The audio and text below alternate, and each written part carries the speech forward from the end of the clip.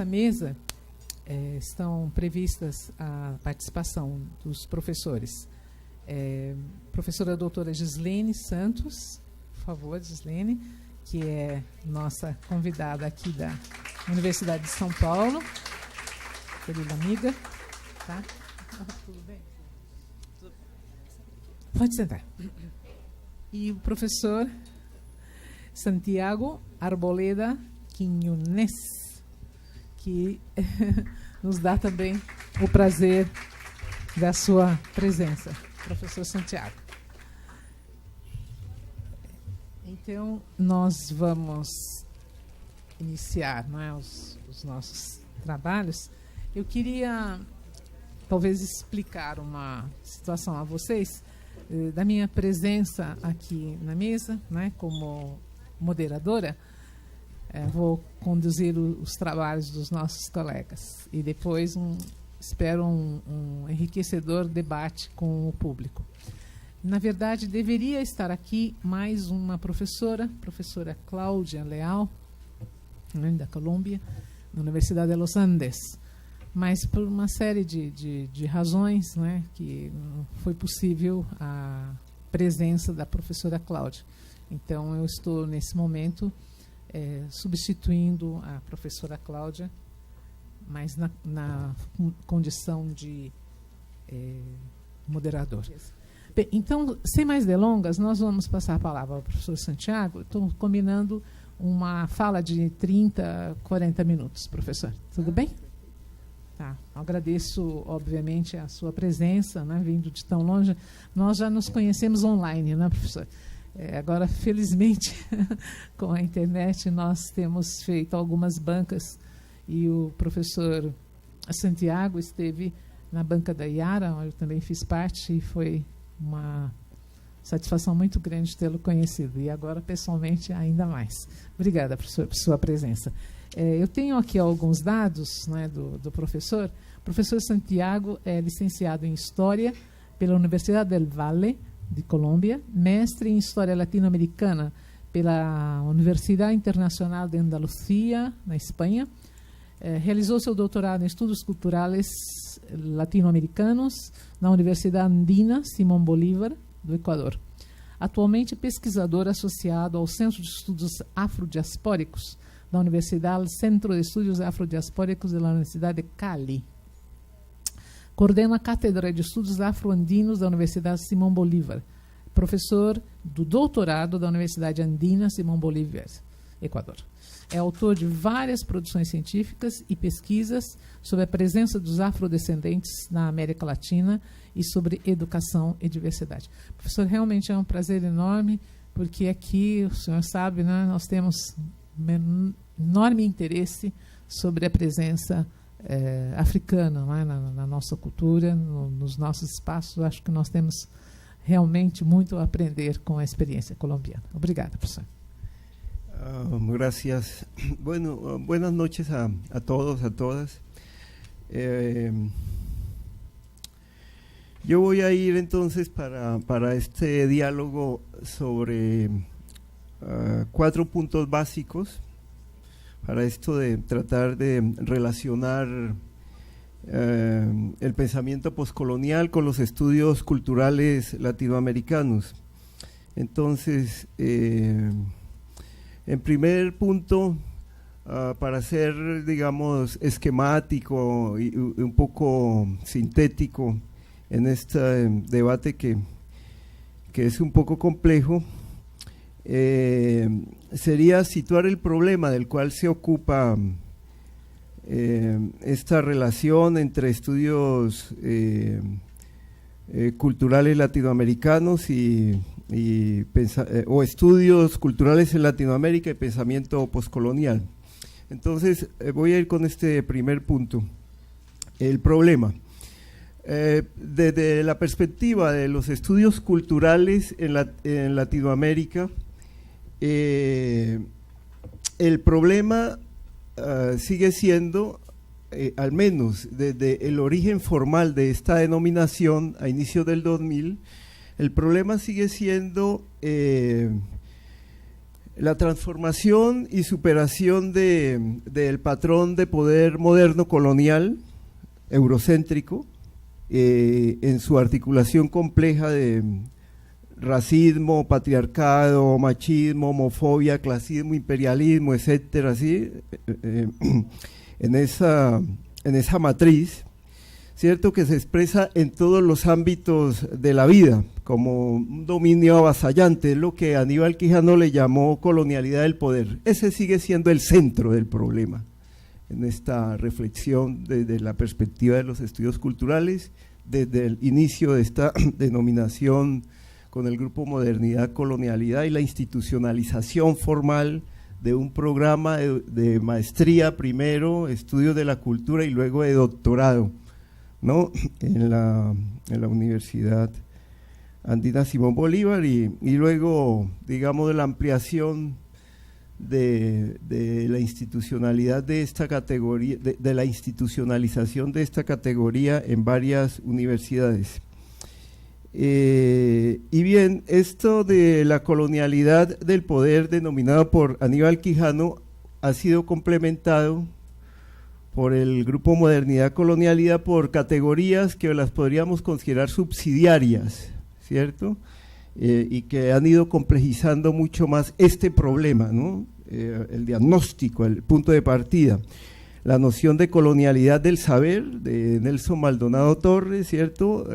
Si bien en los estudios culturales más desde la perspectiva filosófica, de una filosofía de la existencia, la noción de colonialidad del ser, sí, la noción de colonialidad del saber de Walter Miñolo y la noción de colonialidad de la naturaleza, más con el finado ya Fernando Coronil y Edgardo Lander, ¿no?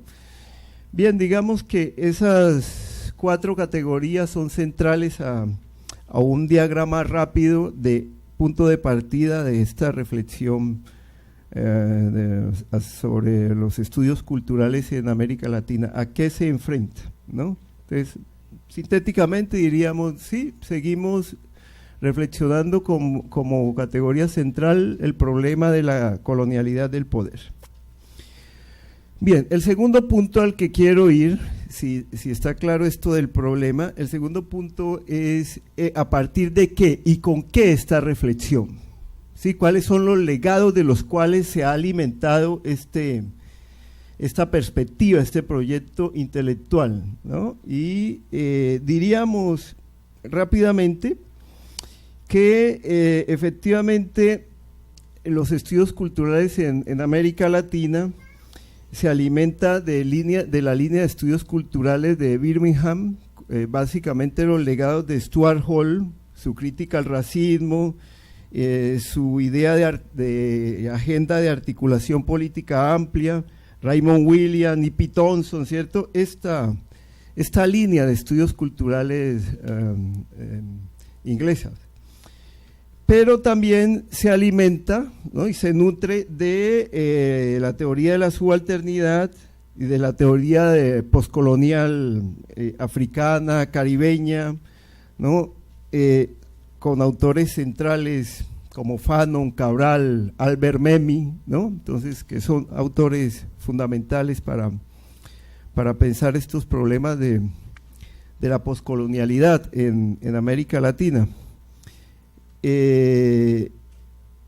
Y se alimentó, por lo menos hasta el 2005, con mucha claridad, la mayoría del grupo, de la teoría crítica europea, ¿no? Y uno diría, es evidente, Horkheimer, Adorno, Gramsci, ¿cierto? Incluso por vía de Stuart Hall, ¿no?, apropiaciones de Gramsci, incluso el mismo Foucault, ¿no? Y últimamente, si queremos situar ahí como teoría crítica intraeuropea, Boaventura de Sousa, pues también entra ahí, ¿no?, de manera mucho más reciente. Bien, por parte de América Latina, me parece que los legados centrales son el pensamiento crítico latinoamericano, así amplio, ¿no?, con autores que ustedes conocen en su mayoría. Luego encontramos fuertes aportes para esta perspectiva de aporte de la teología de la liberación, la filosofía de la liberación.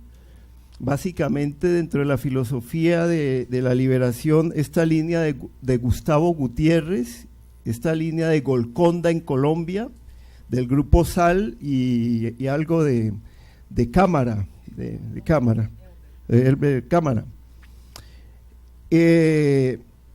Aparece claramente, ¿cierto?, aportes, legados de la filosofía de la liberación, y ahí entre filosofía y teología de la liberación, un autor central para este proyecto es Enrique Dussel, sigue siendo Enrique Dussel, ¿no? En este puente, en esta conexión entre teología y filosofía.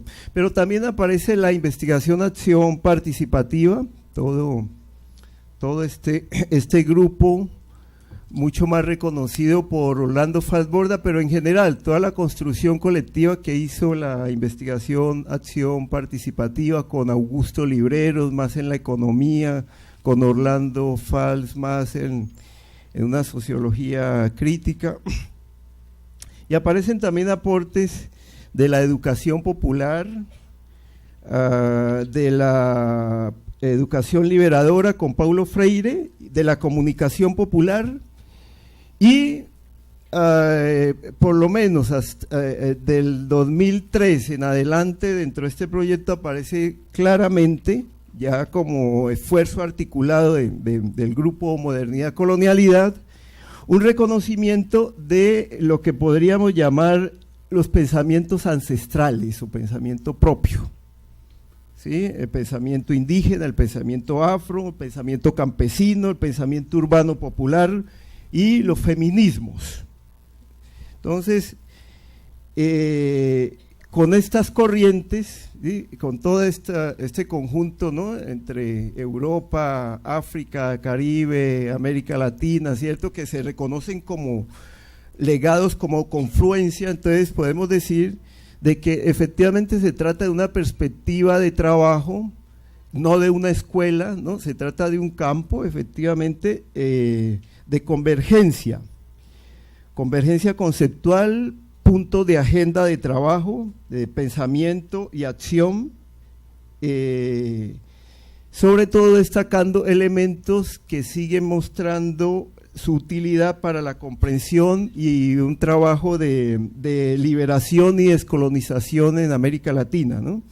Entonces, dentro de los estudios culturales latinoamericanos, el propósito de transformación social, de liberación, emancipación y descolonización siguen estando presentes, son fundamentales, hacen parte central de esta agenda. Y claro, categorías como las siguientes, que vienen de distintas corrientes de las que ya he señalado, categorías como la de sentipensamiento, que viene de la investigación-acción participativa, ¿cierto?, y que Orlando Falsborda la toma de trabajo popular con pescadores en el río Magdalena, ¿cierto?, la idea de sentipensamiento para, ¿cierto?, señalar la articulación compleja y la no división, no divorcio entre el pensar y el sentir, ¿cierto?, como una crítica fuerte a la epistemología moderna, a la manera de construir conocimiento en la modernidad. Categorías como interculturalidad, que vienen del movimiento indígena, ¿no?, andino sobre todo, y luego se amplía al movimiento latinoamericano, entonces son centrales en esta perspectiva de trabajo. Diálogo de saberes, que también es una categoría, ¿cierto?, de mucha tradición, ¿cierto?, ¿no?, desde los años 60 en América Latina, ¿no?, o la perspectiva de recuperación crítica de la historia, ¿no?, central a la filosofía o a la teofilosofía de la liberación y a la investigación-acción participativa y a la educación popular, ¿cierto?, y a la educación liberadora, ¿no?, esto de frente a en relación con la historia crítica, una recuperación crítica de la historia. ¿De cuál historia? De la historia popular. Bien, con estos legados los estudios culturales latinoamericanos dan opción a la continuidad de una praxis, ¿sí? La valoración de que desde la praxis, pensamiento y acción se puede avanzar por la transformación social de las condiciones de los empobrecidos, de los excluidos, de los oprimidos y las oprimidas. Ellos son los sujetos para este proyecto, para esta perspectiva, para dentro de las agendas intelectuales y políticas que se cruzan ahí, manteniendo el propósito de una superación del eurocentrismo o el euro-norteamericanocentrismo, ¿no? Como le llamaría de manera más reciente Ramón Grosfogel, ¿cierto? Digamos, esa crítica al eurocentrismo que fue muy importante en Enrique Dussel y otros autores nuestros, sigue estando aquí con mucho énfasis. Bien, y hasta aquí el segundo punto. La pregunta que podríamos abrir ahora es entonces, ¿cuáles serían los aportes específicos de los estudios culturales latinoamericanos, aportes en el campo teórico, en el campo epistemológico, tal vez hasta en el campo ético y político, ¿cierto? Porque hasta aquí he señalado el problema y he señalado más o menos cómo se configura, qué corrientes llegan ahí, ¿sí? Pero ¿qué es lo que le da particularidad, ¿no? ¿Qué es lo que le da alguna impronta a este proyecto, ¿no? Y bien, aquí comienza entonces la tensión con el pensamiento decolonial, con el pensamiento poscolonial. Entonces, lo primero sería señalar una inflexión o una ruptura que va de lo poscolonial a lo decolonial. A partir del 2005, inaugurando la segunda promoción del doctorado en estudios culturales latinoamericanos, se desarrolla una crítica muy fuerte a la perspectiva postcolonial y la perspectiva subalterna que había sido apropiada, ¿cierto?, en varias instituciones, y la crítica consistió en lo siguiente: si nos tomamos en serio una crítica eurocéntrica, también tendríamos que criticar los límites de la teoría crítica europea, porque no nos está dejando profundizar en tradiciones propias de pensamiento, en autoras, autores, en legados, ¿sí? Entonces, en la medida en que seguimos manteniendo un diálogo implícito sur-norte, ¿no? Ellos nos dan las nociones, las perspectivas, y nosotros tratamos de aplicarlo, así sea teoría crítica europea. Entonces, esa reflexión de fondo lleva a una búsqueda de profundización de diálogo, ¿no? que era volver a un asunto que se había planteado entre el 60 y el 70 de diálogo con estos pensamientos excluidos por el proyecto moderno, ¿no? Era volver a esto, pero implican ese énfasis de indagar en las tradiciones de pensamiento propio o pensamiento ancestral, que no habían sido tenidos en cuenta por el canon, ni siquiera en algunos casos por el mismo pensamiento crítico latinoamericano, que no los había tomado en serio, ¿cierto? Y que aparecían como algo aislado, como algo anodino. Entonces, esto es lo que está en la base de la noción de decolonial, como crítica a la poscolonialidad, ¿no? A partir del 2005 hay un artículo de Catherine Walsh que inaugura ese debate, ¿cierto?, ¿no? El reconocimiento de autores, autoras, tradiciones de pensamiento propios en Latinoamérica, y el desanclaje de la dependencia casi total teórico-epistemológica de la teoría crítica europea. Y esto también implicó entonces algunas incomodidades, yo digo, en algunos sectores del pensamiento crítico latinoamericano, porque comenzó a emerger los límites que había tenido el pensamiento crítico latinoamericano, y porque algunos señalaban que estaba en crisis, ¿cierto? Hasta ahora algunos siguen señalando, no, mira, ya no nos da muchas respuestas a nuestras realidades, ¿no?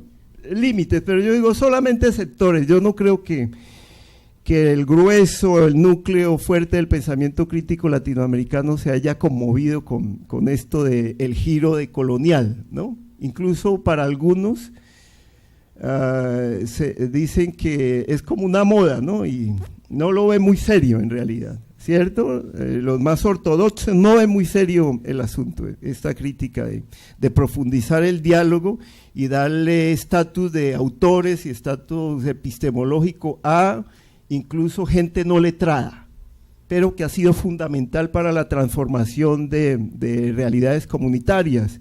Por ejemplo, en el caso de indígenas en el Cauca colombiano, o en Ecuador, ¿cierto? O en Bolivia, ¿no? Donde el asunto de la producción de conocimiento no necesariamente pasa por lo letrado, ¿no? Bien.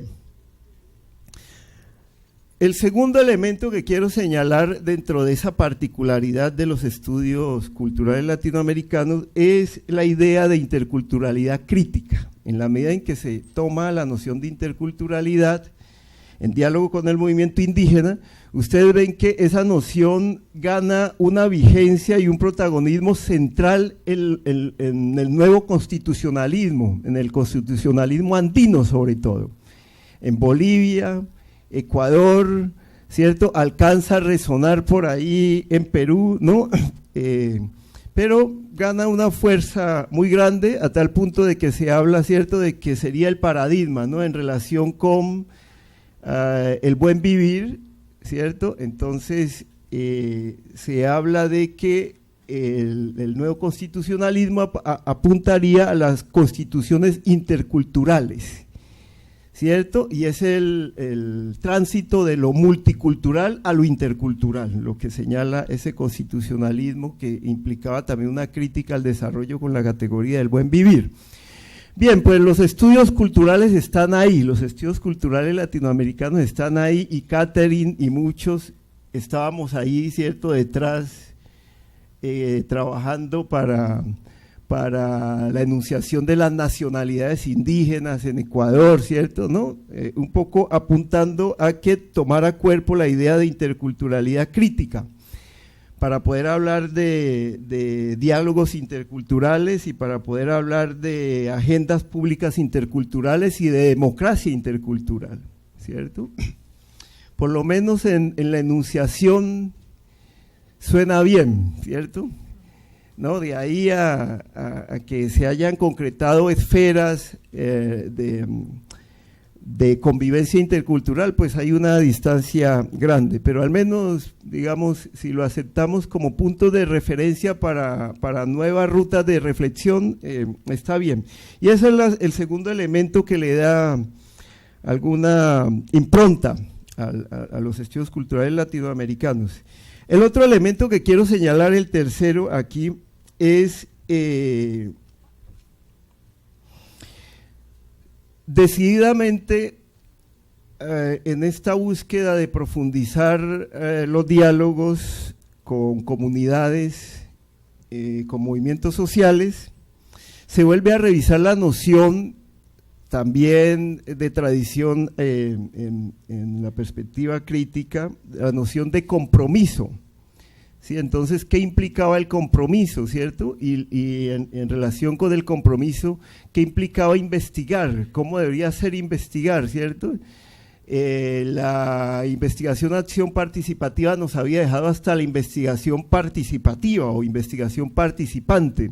Y ustedes ven que en Latinoamérica comienzan a implosionar en distintas partes una idea de investigación colaborativa, que incluso se muestra crítica a los límites que había colocado la producción participativa de conocimiento, ¿cierto? Entonces, por ahí, por esa vía, yo creo que se incrementa una reflexión muy importante en términos epistemológicos, teóricos y metodológicos, una producción de conocimiento en contextos urbanos y rurales con indígenas, campesinos, mujeres, afrodescendientes, comunidades LGBT, que para nosotros es evidente en el tipo de tesis que se hacen en la maestría y en el doctorado, y la vinculación que tienen estas tesis en concreto con los movimientos sociales y con las comunidades, es decir, ese conocimiento más o menos sigue tratando de responder a la pregunta vieja también de el conocimiento para qué, ¿no? Entonces, no es solo la producción, ¿cierto? Otro indicador para nosotros es en qué medida sirvió eso o está movilizando subjetividades en la perspectiva de cambiar o transformar las condiciones de vida y existencia de estas colectividades. Y un cuarto elemento que quiero enfatizar es, en relación con lo anterior, el descentramiento entonces de temas, problemas y conceptos, ¿no? Manteniendo la perspectiva de descolonización epistemológica y de justicia, ¿no? Búsqueda y construcción de la justicia. Y yo creo que por lo menos en los últimos 5 años, tal vez 6, este proyecto ha dado bastantes resultados en términos de una renovación teórica y de una crítica a el utillaje canónico de la teoría social, ¿cierto? Yo creo que ya desde la perspectiva de los estudios culturales tenemos un trayecto avanzado en los últimos 5 o 6 años, por ejemplo, en cuanto a erosionar la noción de migración, que es una noción capital hoy, ¿no? Y claro, sabemos, ¿cierto?, lo productivo de nociones como esas, ¿no? Entonces es difícil que el pensamiento se quiera desanclar, ¿no? Seguimos explicando muchas realidades a partir de migraciones, cuando para muchos esto ya no tiene sentido, ¿cierto? Lo que como ejemplo elemental, pues lo que está pasando ahí en el Mediterráneo, ¿cierto? ¿Cómo se le va a poder seguir llamando migración? Ese cementerio en que está convertido el Mediterráneo, ¿cierto? Eso desborda nuestra comprensión, ¿no?, de la migración, tal como nos lo explicaron las ciencias sociales, incluso con la transformación que ha tenido el sentido de esa noción, ¿no? O nociones como cambio cultural. Nosotros, ¿cierto?, ya no creemos en ese sistema nocional, no creemos no solamente por el ejercicio de creencias, sino en el trabajo de construcción, de construir para ir creando un nuevo sentido común, una nueva manera de llamarle a la realidad desde lo que está aconteciendo, ¿no? Por lo menos en los últimos 25 años, ¿cierto?, con el reavivamiento del nuestro activismo y los límites cada vez más drásticos que se le imponen al planeta. Entonces, en este eje, creemos de que ahí hay un elemento importante de parte de los estudios culturales latinoamericanos en esto de colocar nuevas nociones para el debate público y para la construcción de nuevos sentidos comunes. Finalmente,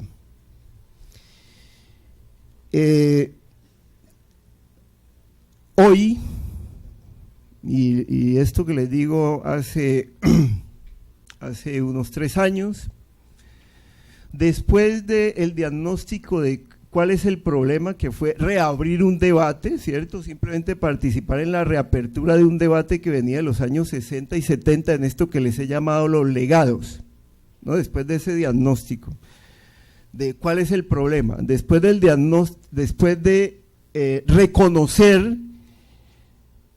qué corrientes teóricas nos podían contribuir para reinterpretar ese problema, ese diagnóstico. Hace 3 años, nuestra pregunta central en colectivo ha sido, bueno, listo, ya sabemos el problema, ya tenemos más o menos perspectivas metodológicas, algunas, no, la mayoría no son nuevas, lo que hemos hecho es reactualizar a partir de nuestros legados, pero la pregunta ahora es, ¿Y cómo es eso de la descolonización? ¿Cierto? ¿Cómo es el asunto? Entonces estamos en el cómo, por lo menos hace 3 años, sin haber abandonado los otros elementos, hemos decidido hacer un énfasis en el cómo, y eso nos ha llevado a hacer un giro hacia la educación y la pedagogía. Por eso ustedes vieron un tomo que salió hace 2 años más o menos sobre pedagogía decoloniales, ¿cierto? Las pedagogías decoloniales, que es volver en serio al diálogo con nuestras tradiciones de pensamiento pedagógico y educativo, ¿no? Volver de manera mucho más sistemática a ese diálogo y reconociendo formas de construcción y de transmisión de conocimiento en las comunidades, ¿no? Entonces la pedagogía, aquí, estas pedagogías decoloniales, aquí están entendidas más como la construcción y la comunicación, la recreación, la innovación de esos conocimientos en la pedagogía, en la cotidianidad. Y esto ha desembocado en 2 ámbitos básicos de trabajo. Uno, en la educación formal, tanto desde el preescolar como en la universidad, ¿cierto? Para ir más allá del currículo o más allá del currículo intercultural, por lo menos hasta hace unos 5 años nosotros creíamos, tal vez 6 y 7, creíamos que un posible punto de llegada era el currículo intercultural dentro de la educación formal. Hoy dudamos de eso, ¿no? Y el otro ámbito es el ámbito de la pedagogía, de las pedagogías decoloniales comunitarias. Yo creo que entonces ahí estamos, ¿cierto? Más o menos la certidumbre que tenemos es que en la medida en que hemos ido profundizando nuestro diálogo con las comunidades, con autores y autoras no canónicos, profundizamos también niveles de compromiso y mejores niveles de comprensión de nuestras realidades, ¿no? Y nos alejamos cada vez más de eso que se llamó el pensamiento poscolonial para Latinoamérica.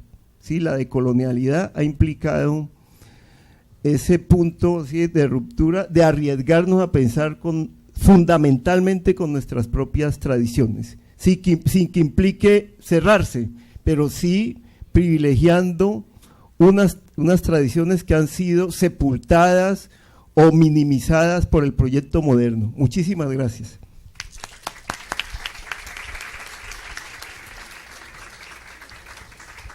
Muito obrigada, as palavras são encorajadoras, né, e estimulantes do professor Santiago.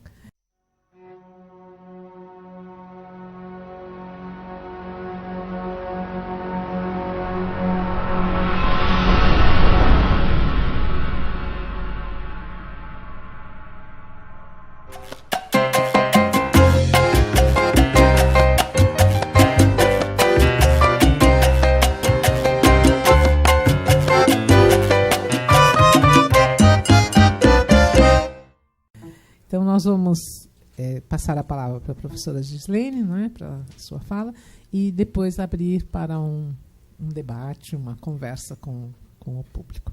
Então, a professora Gislene Aparecida dos Santos, é livre docente pela Universidade de São Paulo, mestrada em Filosofia pela USP, com especialização em Epistemologia da Psicologia e da Psicanálise na Unicamp. Realizou seu doutorado em Psicologia na USP e seu pós-doutorado no King's College de London, na área de estudos portugueses. Ela é professora da EASH, né, e concentra-se na discussão sobre ética e direitos humanos, estudos críticos do direito, estudos pós-coloniais, fundamentos teóricos do multiculturalismo, políticas de reconhecimento, inclusão, discriminação e racismo. Passo a palavra ao professor. Obrigada. Boa noite a todas e a todos. Eu quero, antes de qualquer coisa, agradecer ao convite para participar do seminário Pensar e Repensar a América Latina, promovido pelo PROLAN. Agradecer por estar aqui na mesa com a professora Dilma, que é uma amiga de longa data, e conhecer o professor Santiago Arboleda Quiñones, que também foi uma grande oportunidade para eu poder ouvi-lo, eu não conhecia ainda pessoalmente, e aprender com as suas palavras sobre pós-colonial, que vai me ajudar muito, porque é sempre bom falar depois de alguém que sabe muito e fala muito bem. Então, facilita o meu trabalho bastante. Então, obrigada pela oportunidade. Eu fiquei bastante em dúvida sobre o que falar aqui no seminário, que a minha pesquisa mais recente é sobre estudos jurídicos, mais estudos empíricos, e eu achei que ela talvez cansasse um pouco por um excesso de dados jurídicos que talvez não fossem tão interessantes.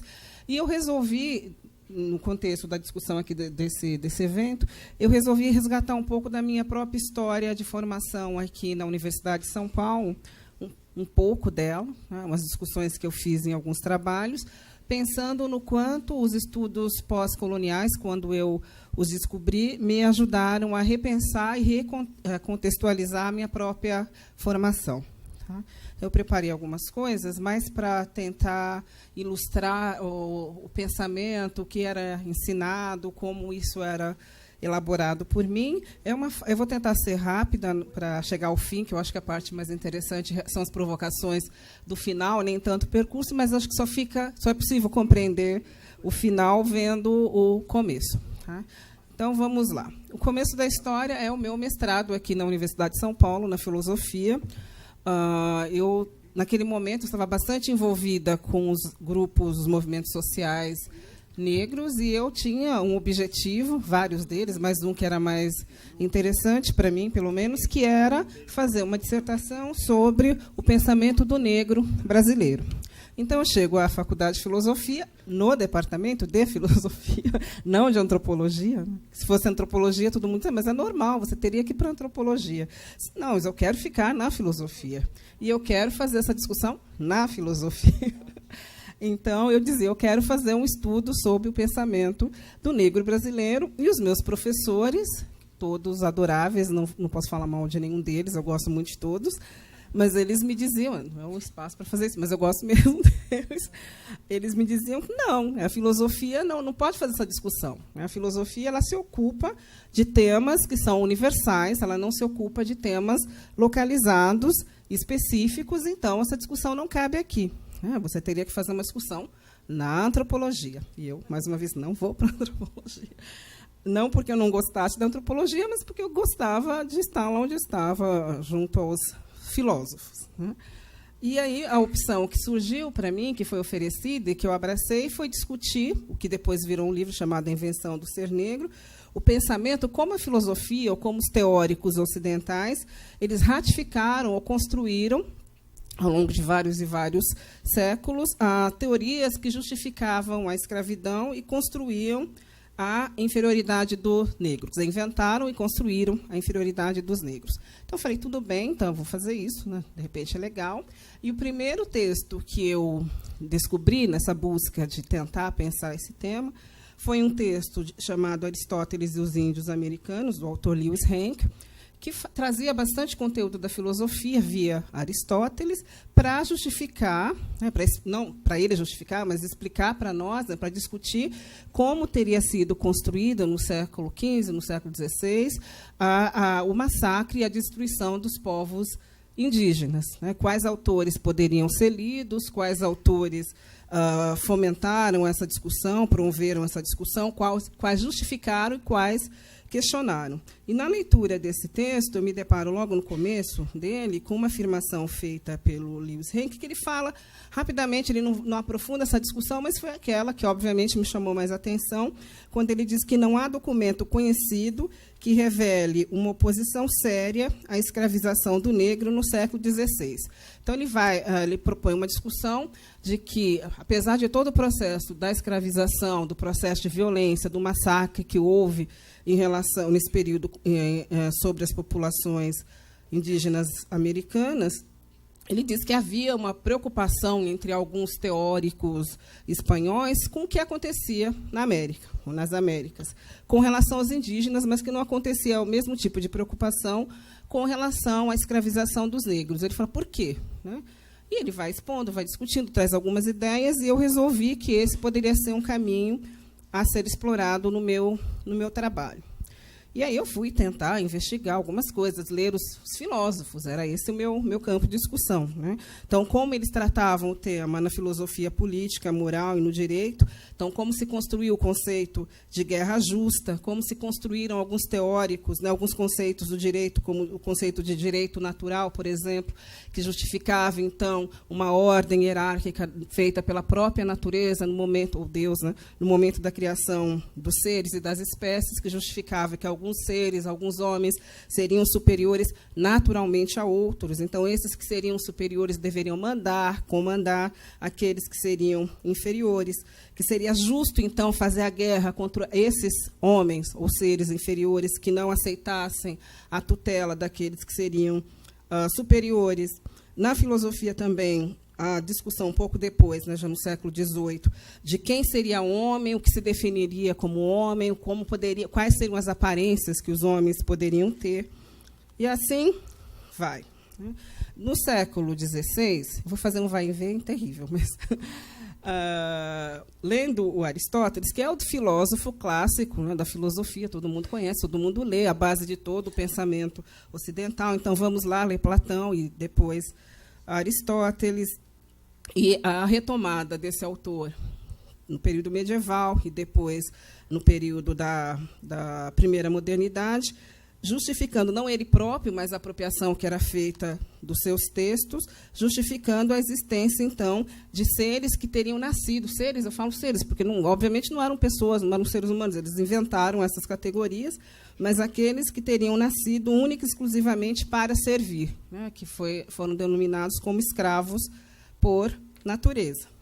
E, além disso, lá no âmbito da filosofia, as discussões que eram feitas no campo da estética, isso é para vocês verem, né, que aparecia, então, discussões no campo da filosofia, da estética, da ética, da moralidade, né? Em todas as áreas da filosofia tradicional que nós conhecemos, havia campos e explicações ou justificativas para o processo de escravização, ou para o processo de inferiorização, ou para a criação de hierarquias que justificaram o tratamento dado aos povos africanos, que depois foram trazidos, né, explorados na América, para os povos indígenas que cá existiam.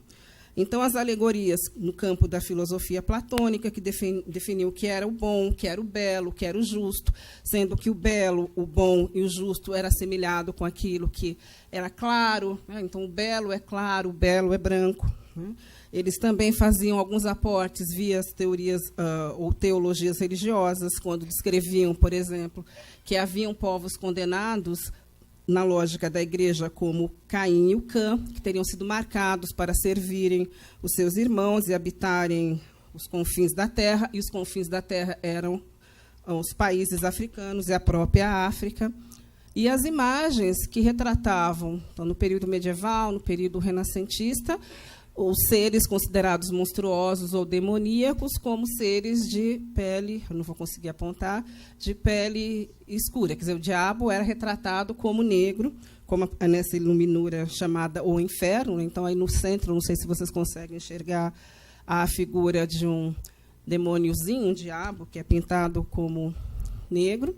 Uma outra imagem, iluminura do século XIV, que retrata os mouros como demônios, né? Então, eram os mouros, os sarracenos, que também eram pintados como negros e demônios. Então, ajudava mais uma construção dessa ideia de que essas pessoas deveriam ser associadas com o mal, deveriam ser dominadas por meio da cruzada, no caso dos mouros, e do caso dos negros, por meio da escravização.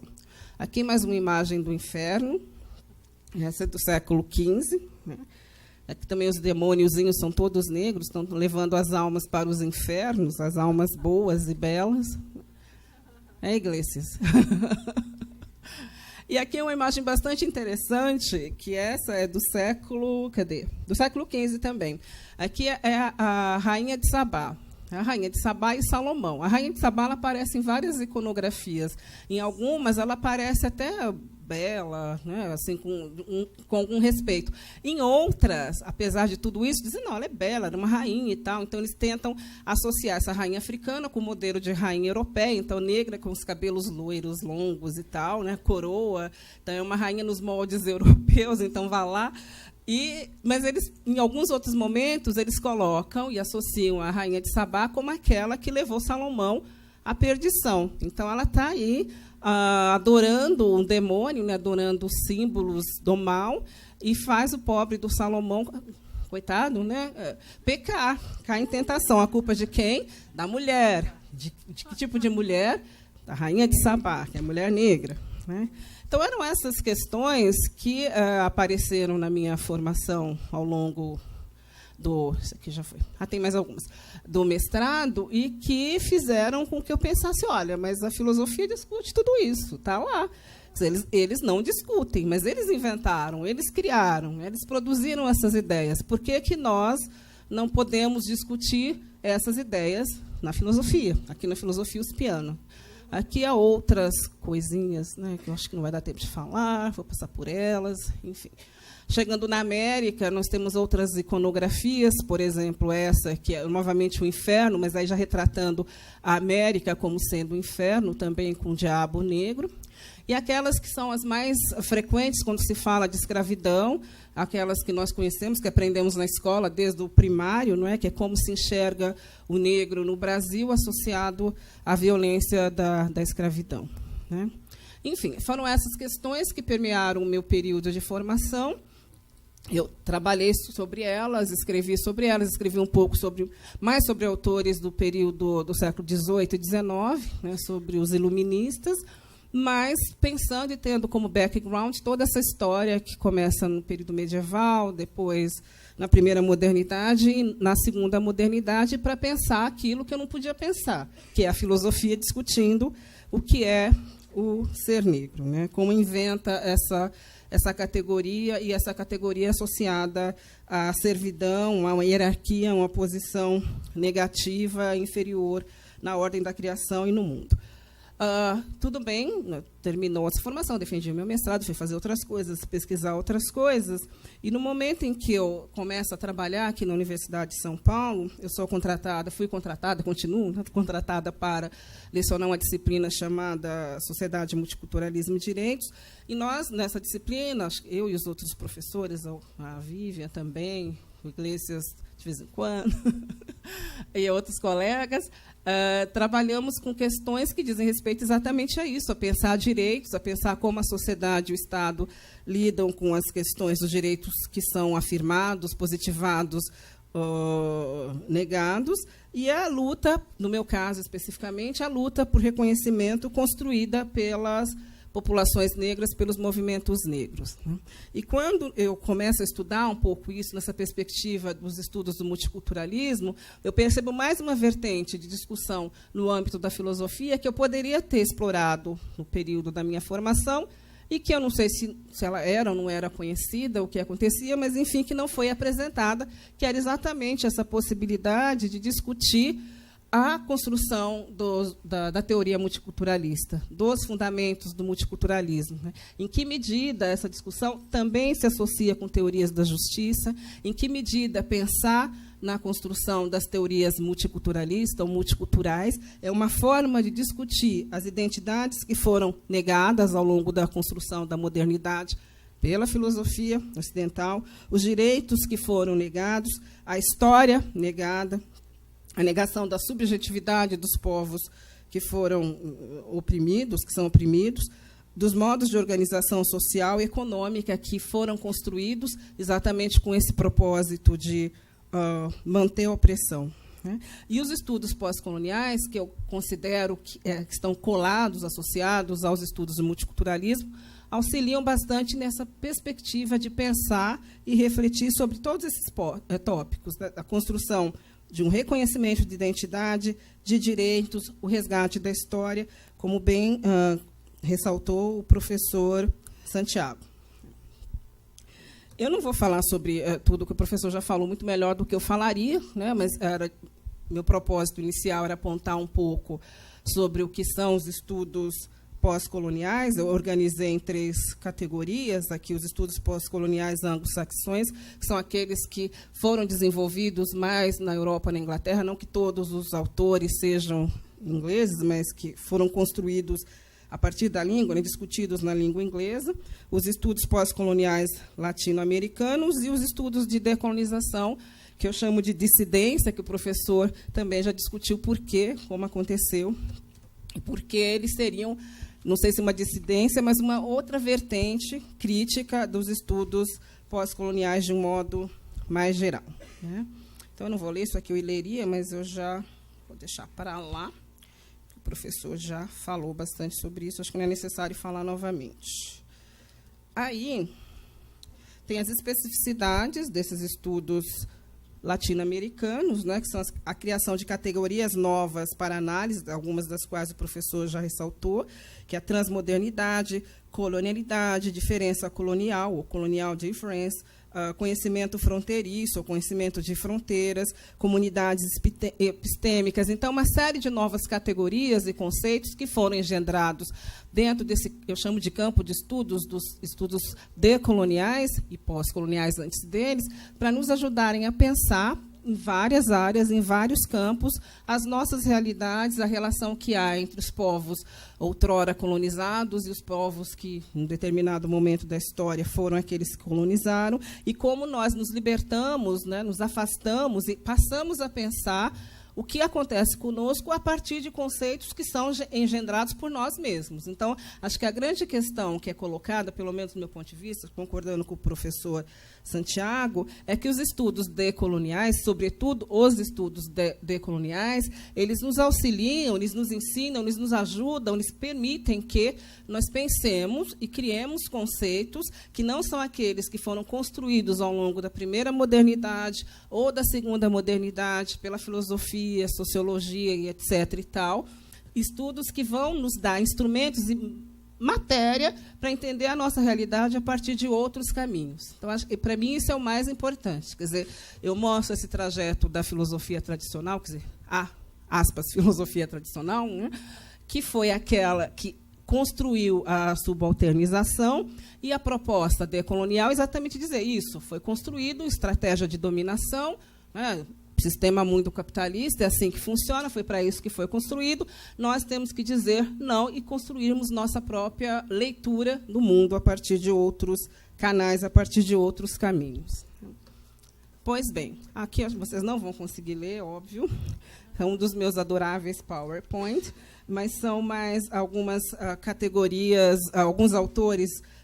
A organização não foi feita por mim, foi feita por um professor de Pittsburgh chamado John Beverly, que fez e faz estudos sobre América Latina e pós-colonial. Ele organiza os autores em alguns temas, como estudos em política e práticas culturais, crítica cultural, desconstrutivismo e neo-frankfurtianos, estudos da subalternidade, pós-colonial studies, e o grupo de colonialidade de poder. Acho que são, para quem tem interesse em fazer uma pesquisa mais detalhada sobre essas questões, eu acho que ajuda a pensar, a entender, então é por isso que eu coloquei aqui. E também por uma homenagem ao John Beverly, que sempre foi tão amistoso nas visitas a Pittsburgh. E aí nós chegamos num ponto que eu acho que, para mim, é o que eu queria discutir mais, são as minhas provocações, ou reflexões, ou não sei o que queria trocar mais com vocês, né? Os autores do decolonial, eles trabalham com um conceito que eu acho fantástico, para quem faz filosofia é maravilhoso, que é o conceito a ideia da híbris do ponto zero, né? O que dizem os autores? Eles falam bastante da construção também no mundo, no campo da filosofia, né, desse fenômeno da produção do conhecimento, né, que eles definem como primeira e segunda modernidade, a primeira modernidade associada ao domínio de Espanha e Portugal, e a segunda modernidade, aquela que nós normalmente chamamos de modernidade, né? Então, eles vão dizer que a híbris do ponto zero, o híbris é um fenômeno que os gregos discutiam, aquele momento em que os homens desejam ter o conhecimento, o mesmo conhecimento, e agir, atuar como se fossem deuses, né? Então, eles são castigados por esse pecado da híbris, que é o de se colocar no lugar dos deuses, tentar atingir os deuses, tentar agir como se fossem deuses, o que, obviamente, não eram, né? E os autores vão introduzir essa ideia para nos ajudar a pensar, eu coloco aqui o Mignolo, para ajudar a pensar como o conhecimento, o conhecimento ocidental, sobre tudo, sobre todas as coisas, economia, cultura, sobre nós, né, os povos subalternizados, mulheres, homens, negros, como ele foi construído com base nessa ideia de que haveria um lugar, que é esse ponto zero, em que alguém poderia enxergar o outro, falar sobre o outro, discutir, sem que essa pessoa fosse ela própria, ou esses intelectuais, fossem eles próprios enxergados ou localizados, tá? Então, o Mignolo, também o Santiago Castro Gomes, eles falam sobre dessa teoria de uma forma que eu acho bem interessante. Eu gosto muito, porque eu gosto bastante de mapas, e o Mignolo, sobretudo, ele vai dizer, né, todos os povos, antes desse período da chamada modernidade, quando eles falavam sobre os outros, eles se localizavam, pensando em termos geográficos, em termos de construção de mapa, para lidar com o espaço, eles se localizavam no espaço. Aqui tem, por exemplo, um mapa que é chamado o mapa TO. Esse aqui é o mapa de Isidoro de Sevilha, do século... Nossa, eu coloquei século XVIII, aqui não é século XIII. E vocês percebem que ali Jerusalém está localizado no centro, né? Então, eles diziam assim, olha, os povos, nesse período da história, eles se localizavam. Então, quando você olha para um mapa como esse, você percebe que o que está no meio, no centro, é o mais importante. Então, está lá Jerusalém, um mapa vinculado à tradição judaica cristã, de um lado a Europa, a África, a Ásia, mas o mais importante do mapa, que está lá no meio, e a partir daquele lugar que os outros espaços são pensados. Um outro exemplo que eles dão no texto é o mapa, acho que é o mapa árabe, deixa eu ver qual é. É o mapa árabe de meados do século XII. Ali no centro está a Meca. Então, Meca está no meio, está localizada, e os outros espaços, os outros povos, são pensados a partir do centro, que é o espaço onde estaria o mais importante, que é Meca. Quando ele fala dos povos da Europa, né, eles vão dizer, esses autores do decolonial, do pós-colonial também, eles vão dizer, nesse momento da história, eles passam a construir os mapas de uma forma tal que você não consegue saber quem fez. Quem fez o mapa, quem construiu o olhar, quem construiu essa perspectiva, está fora do mapa, né? Então, você não localiza e você não sabe quem foi. E eles explicam que essa forma de construção geográfica ela não se dá somente no domínio, na geografia, né, no modo de lidar com os espaços. Essa forma de pensar, segundo esses autores, permitiu que foi essencial para que todo o conhecimento filosófico e epistemológico da modernidade se desse da mesma forma. De que modo? Esse modo de pensar o outro, de pensar os outros povos exatamente como outros. Então, eu estou num lugar neutro, a partir do qual eu posso ver, pensar, definir, escrever, explanar sobre aqueles que são diferentes de mim, sem que eu seja localizado ou localizada. Então, eu não estou no lugar do neutro, eu estou no lugar daquele que pode ver, pensar e construir teorias sem que eu mesma, ou eu mesmo, no caso dos teóricos europeus, seja pensado, seja discutido. Quer dizer, é como se fosse a verdade. É o lugar dos deuses, é o que os autores apontam, né? É o lugar que ocupariam os deuses, que é o de poder ver e pensar e falar do outro sem ser visto, sem ser julgado, sem ser pensado. E a crítica pós-colonial vai dizer exatamente o contrário. Quer dizer, quando nós pensamos numa crítica decolonial, nós pensamos em você apontar o lugar de onde se fala, você mostrar o lugar de onde se fala. Quem fala? Renarrar a história, né, como o professor Santiago diz, olhar para as nossas raízes, nossas tradições, e mostrar que nós estamos falando a partir daquilo que nos pertence, que é nosso, aquilo que nos construiu. né? Então, seria repensar e renarrar a história, segundo Stuart Hall diz, deslocando o centro para as periferias. Então, no lugar de enxergar que todo conhecimento deve girar em torno daquilo que foi considerado central ao longo de tantos séculos, olhar para as margens e para aquilo que estaria nas margens e nas periferias, para verificar o que essas pessoas falam, né? Sempre apontando o lugar de onde essas pessoas falam. Pois bem, aí, a partir daí, eu descubro que tem um monte de filósofo que eu poderia ter estudado, né? Agora eu estudo, por exemplo, Charles Mill, Cornel West, Iris Mary Young, Moffett Assange, Henrique Dussel, Achille Mbembe, Patricia Collins, Bell Hooks, Willie Carneiro, Angela Davis, tem muitos. Joyce Cook, Laverne Shelton, Catherine Jeanes, Anita Ellen, e vamos por aí, esses todos na América, né? nas Américas, né?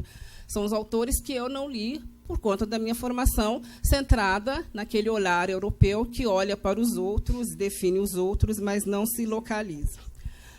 Aí chegamos ao meu tema. De novo, eu reencontro com o meu tema inicial, que é a questão dos negros, né, que foi, eu espero ter mostrado por meio das imagens, que foram construções baseadas quase que integralmente na observação do corpo, da cor, e a partir do corpo e da cor, da definição de quem seriam essas pessoas, esses grupos, que lugares elas deveriam ocupar na ordem hierárquica, quais seriam suas funções no mundo, e etc. Né? E agora, como uma forma que eu considero uma forma de reação, uma forma de ação, uma forma de proposta, nós temos os movimentos sociais negros redescobrindo uma série de estéticas, éticas, políticas, vinculadas, por exemplo, à retomada do movimento Black Power e da estética negra. Os saraus literários da cultura negra, eu fiquei bastante surpresa com isso, porque o ano passado, uma professora de... Onde ela estava? Bom, eu a conheci em Pittsburgh, mas ela estava em outro lugar, não lembro mais. Depois, ela ficou um ano aqui, desconectada de universidades, ficou um ano fazendo pós-doc, trabalhando com saraus literários, saraus negros da periferia de São Paulo. Exatamente. Aí, nossa, para ela foi uma descoberta, foi muito difícil encontrar os saraus, e ela foi a todos, ela se mudou para os bairros mais distantes aqui dos centros urbanos de São Paulo para conviver com os saraus. Ela falava, é muita coisa, é difícil, as pessoas elas não aparecem. E outro dia eu estava assistindo o jornal, não é que eles estavam lá, eu falei, já estão assim, se apropriando dos saraus literários também, eles apareceram no Jornal da Globo. Eu falei, oh, meu Deus, o que vai acontecer agora? Né? Descobriram os saraus literários da população periférica e da população negra. Mas, enfim, são formas de reconstruir, de recontar a história. As epistemologias do Sul e as africanidades, o feminismo negro, que também, em várias das suas matizes, tentam retomar e reconstruir as histórias dos negros a partir daquilo que é local, digamos assim. Então, aqui são algumas imagens do Blackitude, dos cadernos negros, que são manifestações culturais bastante antigas aqui em São Paulo, a Feira Negra, o Afromix, que também são manifestações aqui em São Paulo, e tem outras, né, ao longo aqui no Brasil. Ótimo. E aí começam as minhas novas questões e as minhas novas preocupações, né? Na construção do meu pensamento, do meu trajeto, então eu começo com o momento em que a filosofia, que se nega a filosofia, mas, enfim, está lá dizendo quem é o negro a partir do corpo, a partir da cor, a partir de uma série de teorias inventadas para a inferiorização. E, depois, com os estudos pós-coloniais, os estudos multiculturais, os estudos decoloniais, na interculturalidade, nós conseguimos ter acesso a uma forma de conhecimento e construir um conhecimento que nos permite falar a partir dos nossos locais, dos nossos lugares, da nossa história. E aí, outro dia, eu estava dando aula, feliz da vida, como sempre, né, na IASH, todos nós que damos aula na IASH, estamos muito felizes.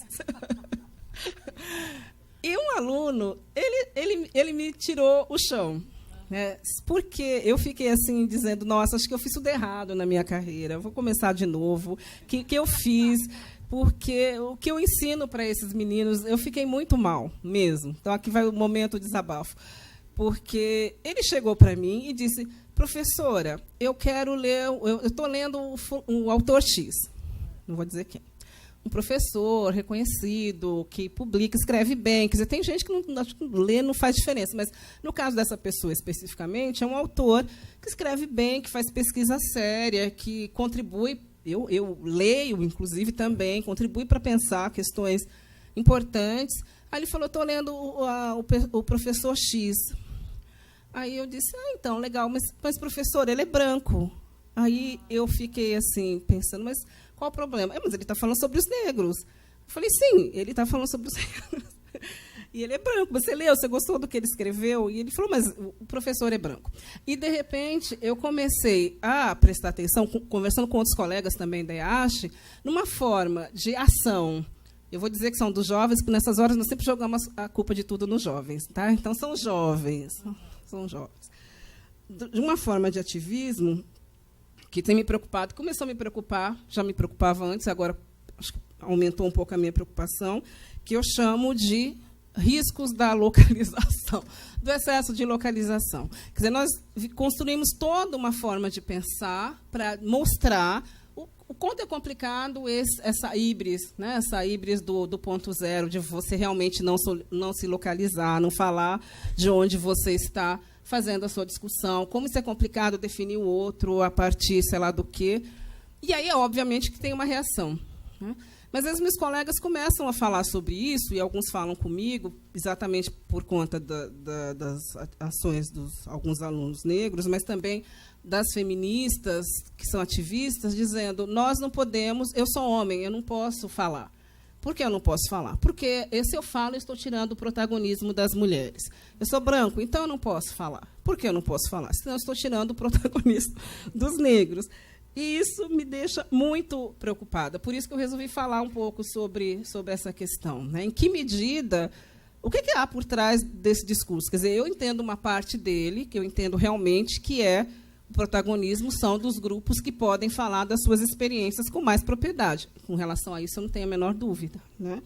Agora, olhando pela construção filosófica, nós observando que todo esse discurso do que é ser negro, o que é ser mulher, aspas, né, foram construções geradas, feitas por conta do desejo, da prática da dominação, porque eles não podem falar também. Em que medida retirar essas pessoas do cenário não gera outra forma de opressão, não em relação a eles, mas em relação aos próprios grupos. Quer dizer, você impedir uma pessoa de refletir junto, ou não dar oportunidade a esse outro para refletir junto, do meu ponto de vista, não resolve problema algum, né? E eu fiquei muito preocupada com essa leitura, que eu considero distorcida, dessas questões do pós-colonial e do decolonial. Quer dizer, pensar o decolonial, pensar essa localização, pensar essa construção histórica a partir daquilo que é nosso, que é tradicional, né, que nos ajuda a nos pensarmos, não significa isolamento, não significa afastar o outro e impedir os outros de pensar junto, né? Então, eu queria, por isso eu coloquei a híbris do ponto zero e outros males como título dessa fala, porque se, por um lado, nós temos o não se localizar em local nenhum para falar do outro e definir o outro, esse oposto, que é o excesso de localização que impede o diálogo com outras pessoas, não é uma solução também para superar a opressão e para sair desse lugar de subalternização. Então, era só a minha provocação, retomando a minha história e colocando um pouco das minhas preocupações para poder trocar com vocês, me ajudar a pensar o que eu digo para os meus alunos que chegam para mim e falam isso. Eu não vou ler porque o autor é branco, não me interessa o que ele escreveu, eu não vou deixar que essa pessoa falar porque um homem não pode falar, porque o problema é das mulheres, ele não tem nada a dizer, né? Então, eu não sei. É isso.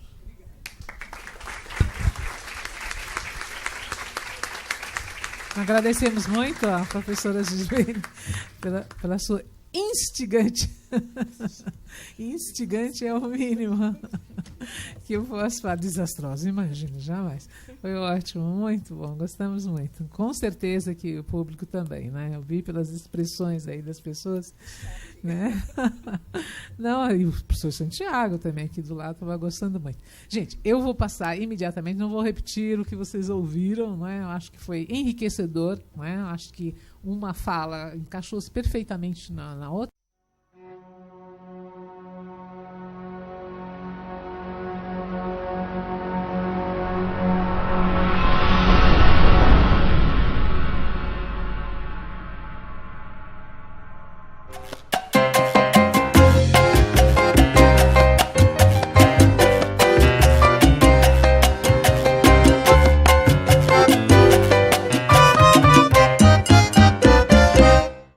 Então, vamos fazer uma rodada, 2 perguntas desse lado, 2 desse, eles respondem, depois mais 2, tudo bem? Alguém me ajuda aqui com o microfone, por favor?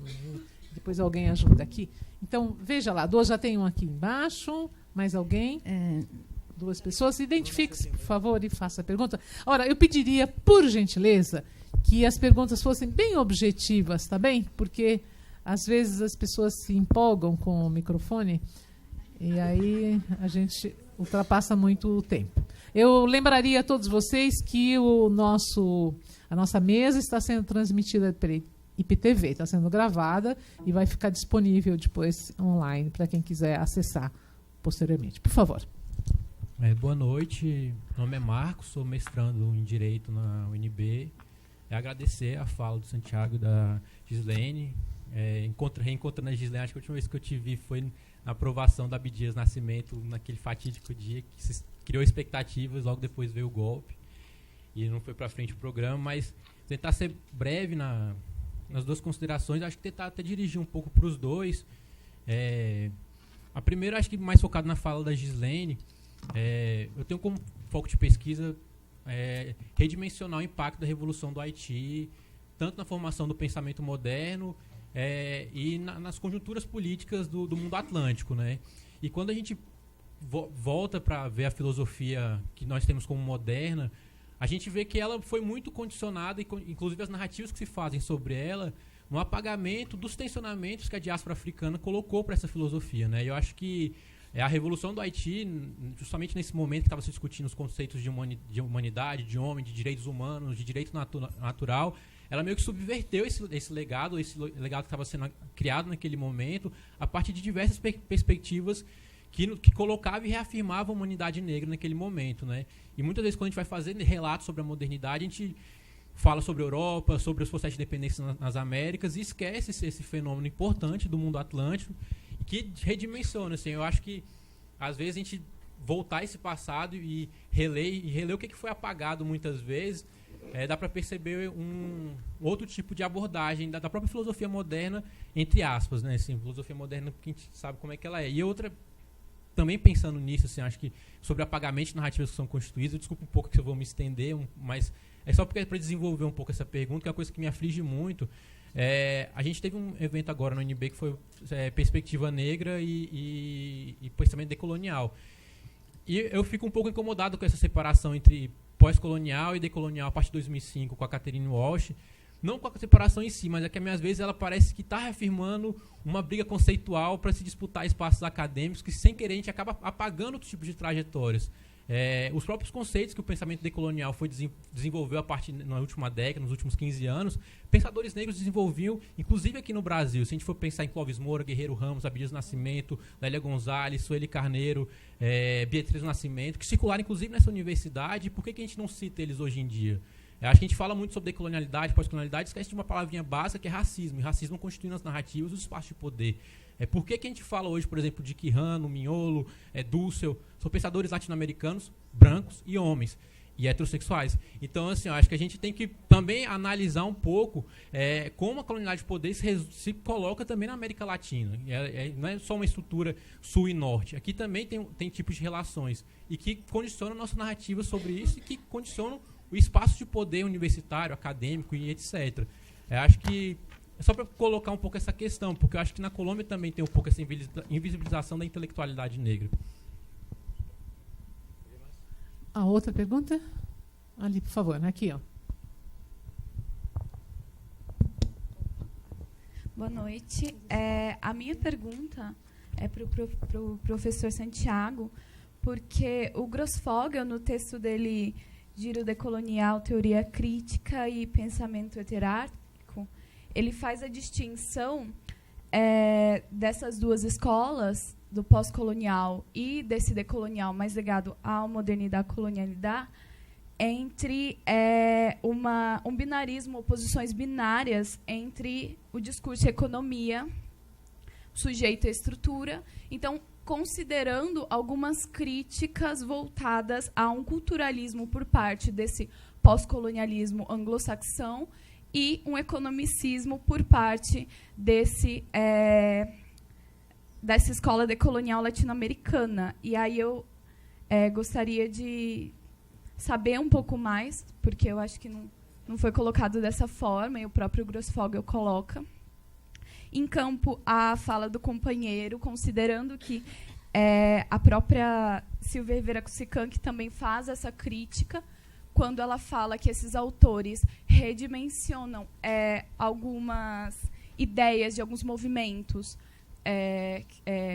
latino-americanos e de próprios autores, como o Fausto Reinaga e o Pablo González Casanova, não,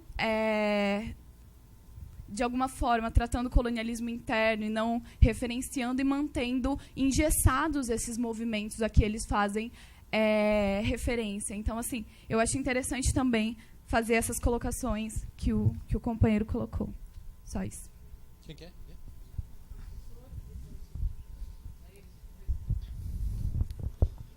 Bom, parabéns pela contribuição dos apresentadores. Estou pensando nesse processo teórico, crítico, inclusive na trajetória pessoal, biográfica, teórica, crítica, né? Como mudaria a visão da teoria e da cultura e estes debates da cultura e da identidade, se se pensa na sociedade em seu conjunto? Quer dizer, porque como que muitas das colocações estão vinculadas a sujeitos dentro de relações sociais complexas. E sujeitos que que fazem parte de relações que têm dominação, que têm exclusão, etc. Mas o que aconteceria se o olhar fosse o desenvolvimento histórico-social em seu conjunto, né? Porque aí dá um outro olhar. Quer dizer, o sujeito excluído não é para pensar a exclusão a partir dele, mas pensar por que a sociedade produziu esse fenômeno e por que, e isso é um outro olhar, um olhar mais amplo, que não exclui as relações de dominação, de exclusão, de inferiorização, mas se se parte de uma visão social, histórico-social, eu acho que daria para entender melhor esses debates.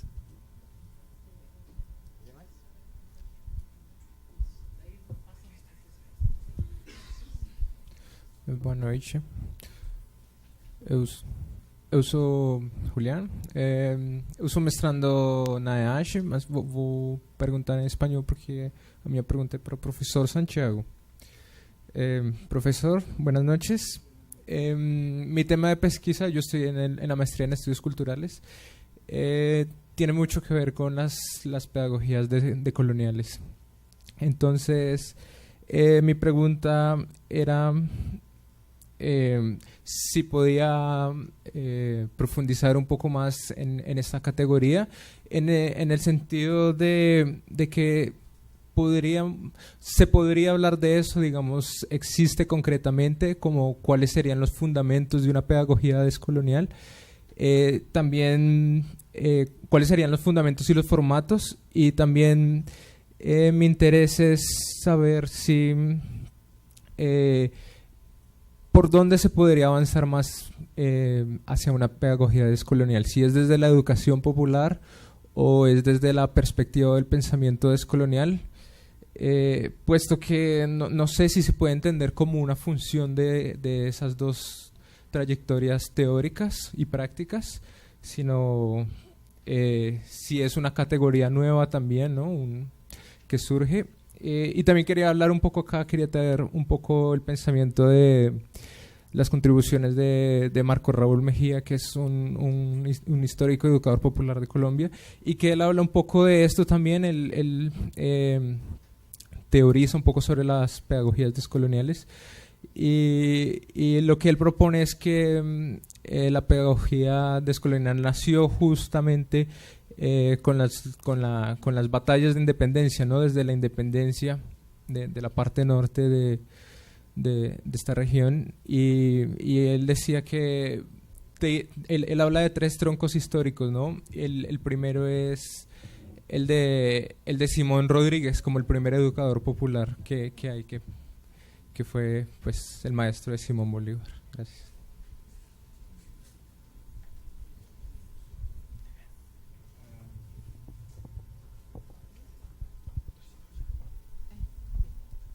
Aquí está.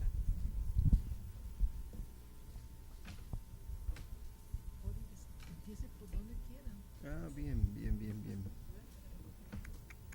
Bueno, entonces la pregunta que hacía Marcos, eso. Y creo más que una pregunta era un punto de vista crítico acerca de quienes representan hasta en cierto sentido este proyecto, ¿no? ¿Cierto? Y claro, creo que hasta el 2005 incluso Walter Miñolo y Ramón Grossfogel se atrevían a decir: este proyecto es latinoamericano blanco mestizo. Usted tiene toda la razón. De ahí en adelante ya no. De ahí en adelante, en cuanto a los sujetos, digamos, que hablan en el diálogo dentro de esta perspectiva, el asunto es mucho más plural, ¿no? Tenemos, ¿cierto?, indígenas, tenemos indígenas otavaleños participando de este proyecto como intelectuales, tenemos indígenas aymaras, ¿cierto?, mujeres, lesbianas, afros, ¿no? El asunto se pluralizó mucho más. Y es posible que claro, estemos de frente al efecto de cómo circulan las publicaciones, ¿cierto? ¿A quiénes se lee más? Eso, tal vez tu inquietud pueda tener que ver con eso, ¿no? Con que no se reconoce todavía esa pluralidad, ¿cierto?, ¿no?, en cuanto a autores y autoras. Y claro, tu señalamiento también permite puntualizar de que se trata de una pluralidad de perspectivas al interior de este proyecto, distintos énfasis, ¿no? Mientras que si tú lees, entre los que tú señalaste, mientras que si tú lees Nelson Maldonado Torres, entonces te puede mostrar más esa línea, ¿cierto?, de perspectiva de filosofía de la existencia vinculada con Haití, ¿cierto?, toda esta perspectiva afro que tú señalas, un pensamiento de humanización, ¿no? Distinto puede ser si lees al mismo Grossfogel o al mismo Walter Miñolo, ¿sí? Son énfasis distintos, ¿no? Y claro, cada uno está tratando de nutrirse de una tradición o un conjunto de tradiciones localizadas, también dependiendo de su experiencia. Entonces, solamente comentaría eso en cuanto a lo que tú señalas, pero me parece muy buen llamado de atención. La otra inquietud en cuanto a culturalismo y economicismo. Yo creo que Ramón ahí en ese modelo dual que crea exagera, y se lo he dicho, exagera, porque vinculado con lo que señala, recuérdame, Lucio. Sí, sabemos, ¿cierto? Y aunque yo no lo he señalado con fuerza, sabemos que parte de las tradiciones de las que se alimenta el proyecto de estudios culturales latinoamericanos es la teoría de la dependencia, ¿no? Varios de estos estuvieron ahí, ¿cierto? Pero en esta reapertura del debate, digamos, este proyecto no se queda anclado, ¿no?, a una visión economicista. Yo creo que en parte el asunto se resuelve, a mí me parece, y que se ha resuelto de manera muy lúcida con la categoría y con toda la perspectiva desarrollada por Dussel y otros que nos hemos cogido de esa categoría, ¿cierto? Para mostrar cómo se resuelve dialécticamente ese problema entre sujeto y estructura. La categoría de transmodernidad a mí me parece supremamente fuerte, porque nos permite pensar desde y con los sujetos sin perder la estructura, justamente señalando que el punto de partida es acerca de los conocimientos excluidos por la modernidad, pero tenemos como referencia justamente el proyecto general, claro, ¿cierto? Es una visión histórico-filosófica compleja, ¿no? Yo creo que esa categoría de transmodernidad es la crítica radical a la idea de modernidad sin perder la relación compleja entre sujeto y estructura, ¿no? Y declarándolo localizadamente, estamos pensando con y desde los excluidos, ¿no? Bien, y en relación con… Bueno, pero no sé si fui claro con la crítica que le hacemos a Ramón, ¿cierto? Que me parece que reduce esto a un binarismo inexistente realmente, ¿no? Sí, y que este proyecto hay que explicarlo en la pluralidad, en estas distintas confluencias y vertientes de autores y grupos de trabajo. Y en cuanto a los fundamentos de la pedagogía decolonial, te voy a dar solamente pistas. Por ejemplo, cuando pensamos en Latinoamérica en las comunidades eclesiales de base, estamos pensando en cómo esa pedagogía, ¿cierto?, fundamentada desde la teología de la liberación, luego en diálogo con la filosofía de la liberación, construyó un método sencillo para acompañar la reflexión de sectores excluidos: ver, juzgar y actuar. Ahí hay todo un recorrido pedagógico, ¿cierto? ¿No? ¿Qué implicaba el ver? ¿Qué implicaba el juzgar? ¿No? Bueno, Marco Raúl sabe bastante de eso.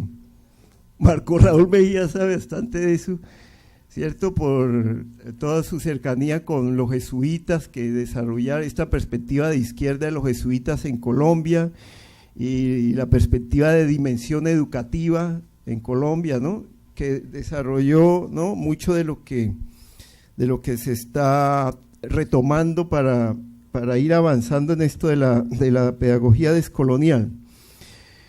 Y claro, las comunidades eclesiales de base, ¿cierto?, en Brasil siguen teniendo vigencia. En Colombia, a pesar de la persecución y la matanza, ¿no?, sí, claro, porque han pervivido a la violencia en Colombia, con una pedagogía supremamente dinámica en cuanto a lo que en principio se comenzó llamando formación de cuadros, que derivó en un modelo cultural de gestión comunitaria, ¿cierto?, que eran los centros culturales, ¿no?, totalmente integrales, pues, que tenían biblioteca, periódico popular, escuela de alfabetización, ¿no?, eran centros barriales que desarrollaban un sentido de pedagogía transformando comunidades, ¿no?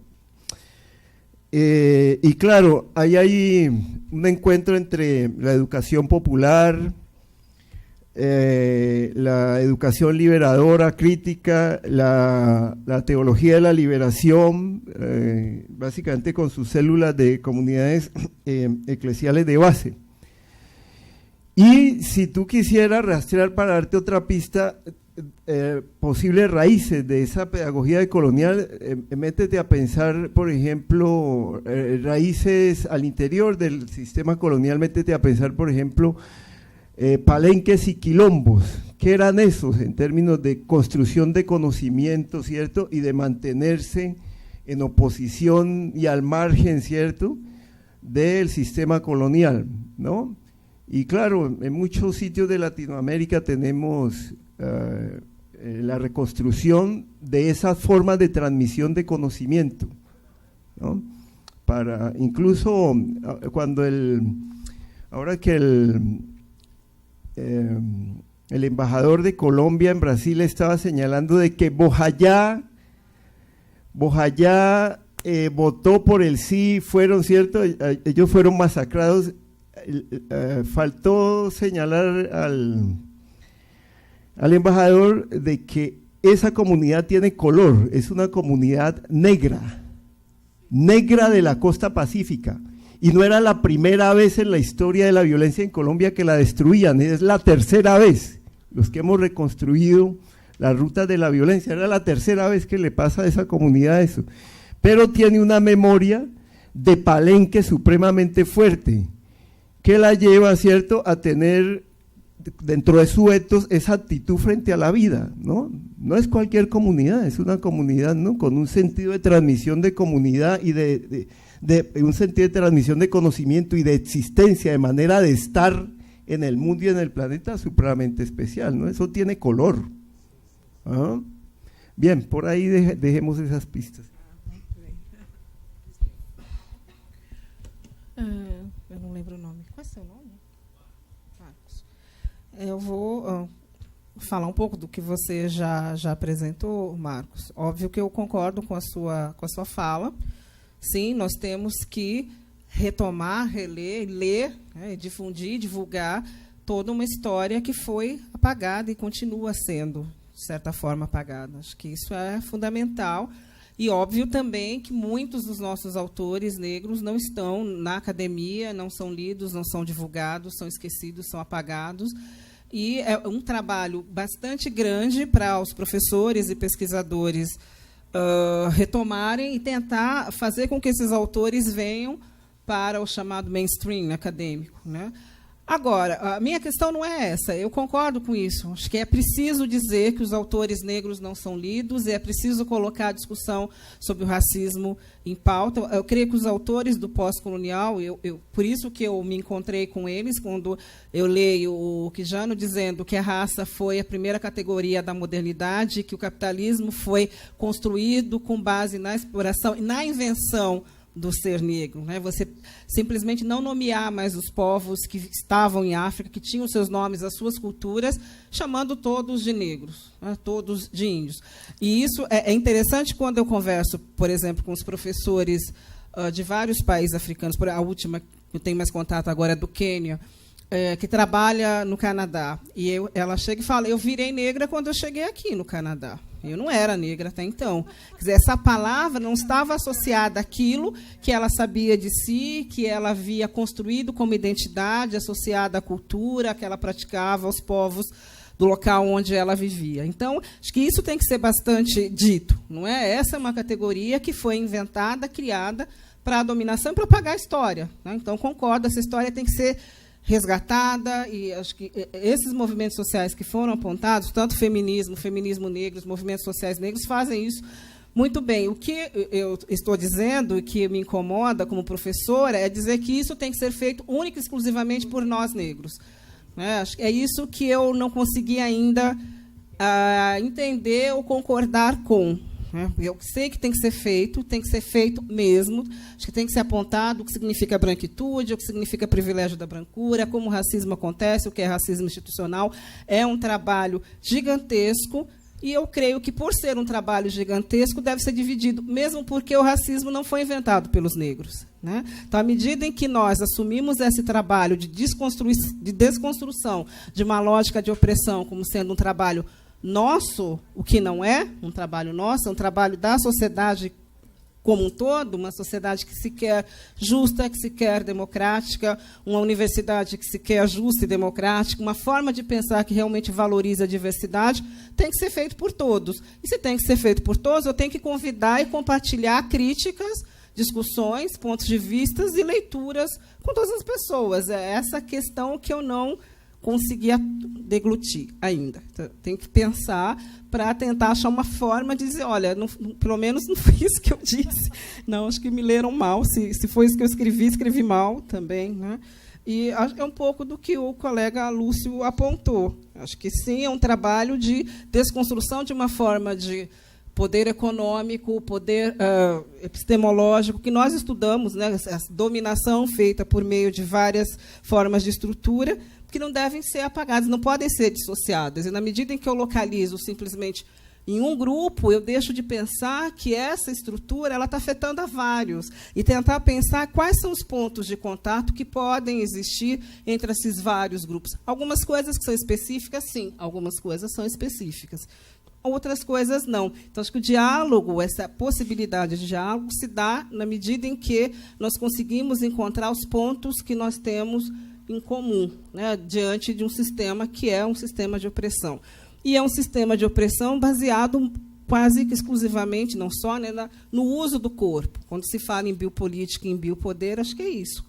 Quem deve morrer, quem deve viver, como eu marco um corpo, como eu defino a mulher a partir do corpo, como eu defino o que é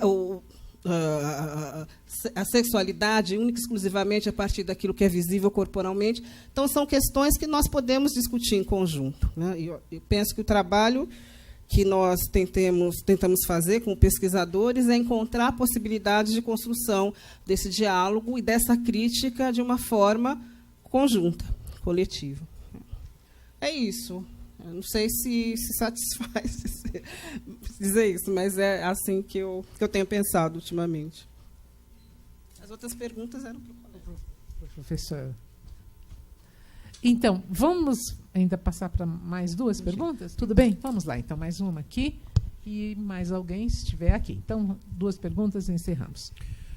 Rapidamente, uma pergunta para a Gislaine. Meu nome é Marco Piva, eu sou mestrando no PROLAN. Eu vou fazer uma pergunta conjuntural, mas que eu gostaria que você pudesse refletir a partir de um recorte mais estratégico. Depois da assunção ao poder do atual governo, uma das primeiras medidas foi, digamos, uma exclusão da questão do negro através da Secretaria de Igualdade Racial, que foi extinta, pelo menos no formato de ministério, e ela passou a ser subordinada à Casa Civil, que é, na verdade, a zeladoria política, econômica e jurídica da presidência. Esse fato, na verdade, também aqui na cidade de São Paulo, ele se repete, pelo menos nas intenções do atual prefeito, do prefeito eleito. Eu queria saber, a pergunta é conjuntural e estratégica, no sentido de que você acha que isso é uma tendência, você acha que isso repercute até que ponto nessa luta valorosa, né, que tem ocorrido nos últimos anos pela afirmação do negro na sociedade brasileira? Bueno, buenas noches. Yo vengo de Argentina, de la Universidad Nacional de Avellaneda, soy profesora allá. Quería una pregunta para el profesor respecto de el proceso que se produjo en la región latinoamericana con los gobiernos progresistas en la última década, muchos de los cuales hoy estamos en problemas, generó toda una visión respecto de la batalla cultural, el cambio cultural, ¿sí? Y en el caso específico de algunos, como puede ser Argentina, hubo un proceso de ampliación de derechos, de incorporación de nuevos derechos. ¿Cómo podría pensarse, porque todo ese decenio que sumó participación y acceso se tradujo en políticas públicas en general, pero en el caso de las políticas culturales nosotros, por lo menos el trabajo que estamos compartiendo aquí con mi compañera Valeria, pensamos que no hubo un proceso, es decir, ese proceso de transformación que se planteó en términos del poder y del Estado como un actor principal en el frente de las políticas culturales, no tuvo esa traducción. Entonces, hay un avance que se da a través de los estudios culturales que no veo claro que pueda aterrizar, ¿sí?, ese proceso en el espacio de las políticas culturales. Y eso creo que es un límite, y dadas las condiciones y la situación política que se está dando en este momento, bueno, quedamos todavía más lejos en ese proceso. Y si me permiten, un aporte a lo que planteaba la profesora, no es una pregunta, es un aporte sobre la base de lo último que usted planteó respecto de si hace falta ser negro o no para avanzar en esto.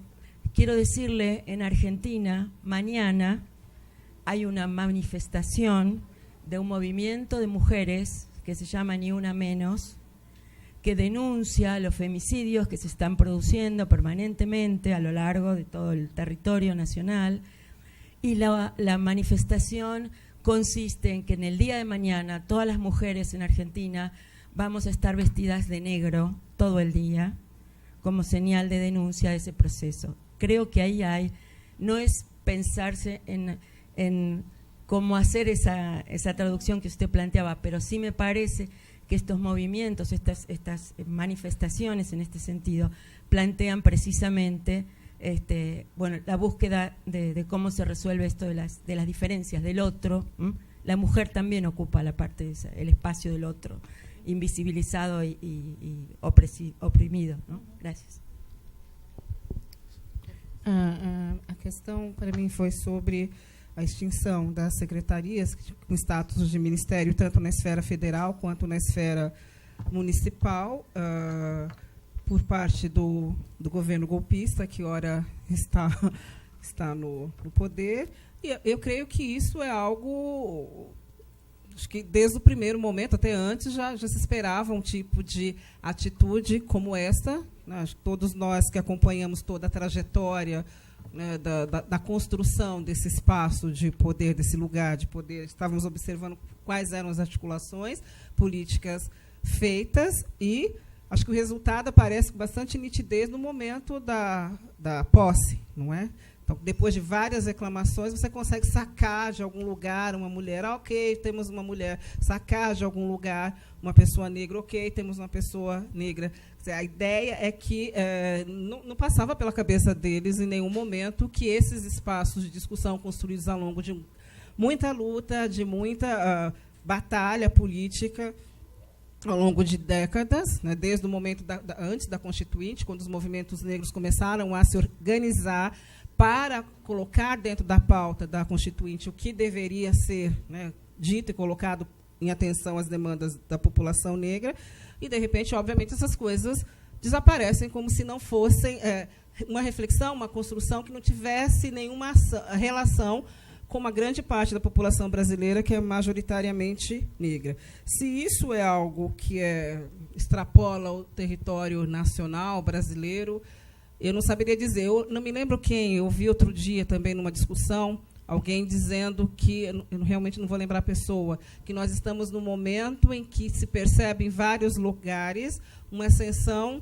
da direita, em vários lugares, e que isso pode significar um momento, assim, pensando metaforicamente, de um grande apogeu que segue um declínio total. E a pessoa dizia, eu espero que isso seja fato, né, que seja um momento em que alguns grupos tomam poder, grupos de direita, e que isso só significa que eles estão lá dando o seu último momento de luz e, de repente, apague, deixem de existir.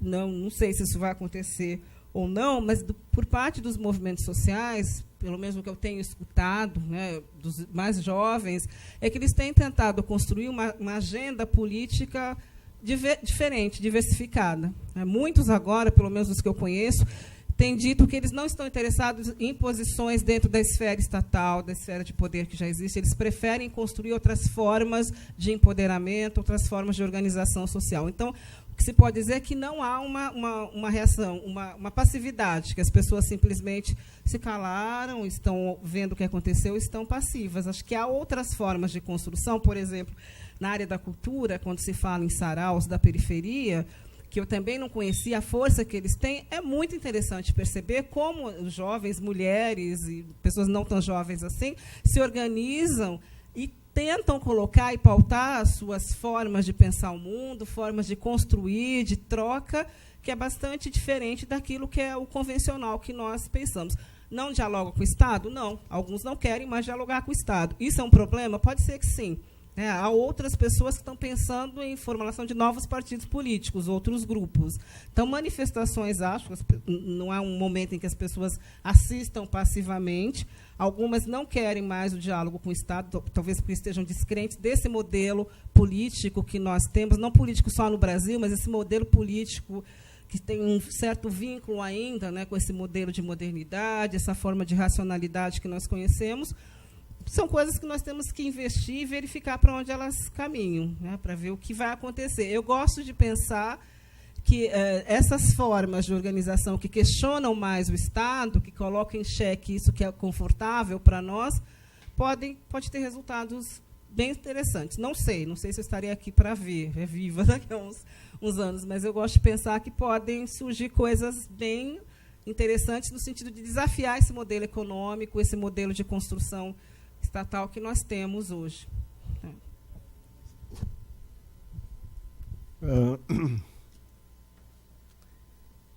A ver, esa pregunta es compleja.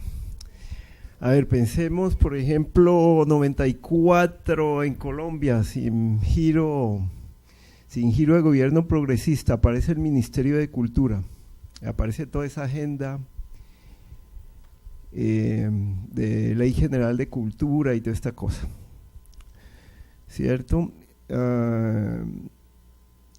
En tiempos de Chávez, en Venezuela, ¿cierto? Se fortalece el trabajo cultural con distintas comunidades, incluso a tal punto que uno diría hasta se colocó en cuestión qué entender por política cultural, porque es posible que estuviéramos frente a acciones y no la enunciación de un marco coherente, ¿cierto?, que pudiéramos catalogar como política cultural, ¿no? Y entonces mucho incentivo hacia lo popular, efectivamente. Luego pienso Ecuador. Surge con Correa el Ministerio de Cultura, pero hasta hoy no tiene ley de cultura, ¿cierto? Sin embargo, con el mismo Correa que crea un Ministerio de Cultura, sin ley de cultura, se produce el desmonte de la educación intercultural bilingüe. Sí, ¿no?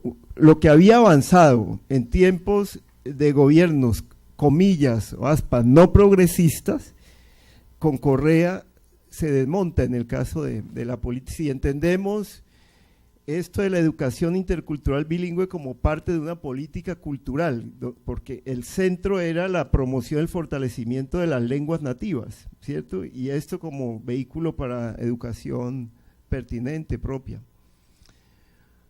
Cuando pienso en Bolivia, entonces veo una situación similar a la de Venezuela.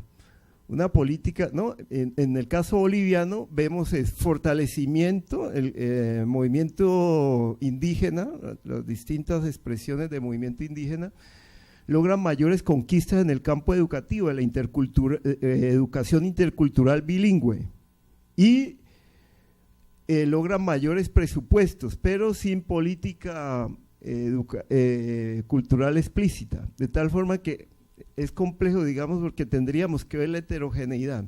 Y claro, una excepción en la región sería Brasil, ¿cierto? Porque tiene un Ministerio de Cultura y fuera de eso coloca a funcionar una política, cultura viva comunitaria, una política de cultura viva, que logra expandirse, y cierto, ir enredando en toda la región, ¿no? Entonces, me parece complejo. Bueno, pero Yara es la que sabe de cultura viva comunitaria, por allá está sentada ella, ¿no? Esa es la idea que yo tengo, ¿no?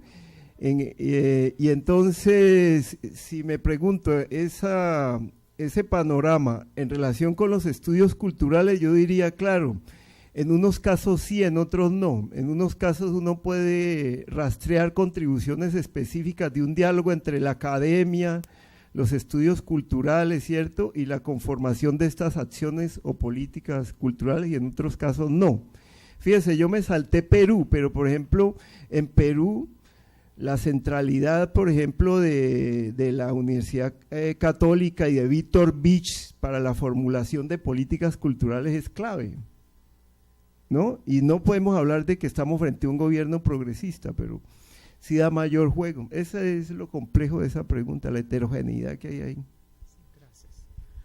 Professora Amalides, alguém passa o microfone para ela, por favor? Por favor, professora. Yo quería, antes que más nada, dar un agradecimiento muy grande a la mesa, que realmente fue maravillosa. Nos ha dado unas clases realmente fantásticas. Pero quería contarle a Ghislaine que en el Departamento de Geografía se defendieron unos mestrados y una tesis que yo estaba en la banca sobre los espacios producidos por los saraos. Un sarao en Campo Limpio, que no me acuerdo el nombre ahora, que realmente llegaron a tener un encuentro de saraos en Buenos Aires.